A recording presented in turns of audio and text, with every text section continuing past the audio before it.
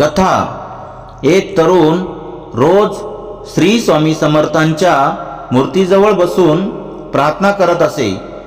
त्याची परिस्थिती बिकट होती। काम नाही, पैसा नाही आणि आत्मविश्वासही हरवलेला।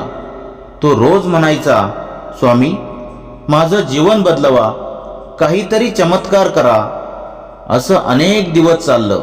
एक दिवस मंदिरातल्या एका वृद्धाने त्याला विचारलं, बाळा, तू रोज इथे येतोस, पण काही प्रयत्न करतोस का? तो म्हणाला, स्वामी करतील बाबा। वृद्ध हसले आणि म्हणाले, स्वामी नेहमी करतात, पण आपल्या हातूनच करतात। तो जो प्रयत्न करतो तिथेच स्वामींची कृपा असते। त्या दिवशी त्याला जाणवलं, चमत्कार बाहेर नाही, तो आपल्या आत आहे। त्याने काम सुरू केलं, मेहनत घेतली आणि थोड्याच दिवसांत आयुष्यात बदल झाला।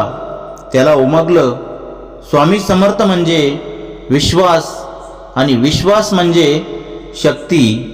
स्वामी म्हणतात, मी तुझ्या सोबत आहे बाळा, पण चालायचं तुलाच आहे। श्री स्वामी समर्थ। जय जय स्वामी समर्थ।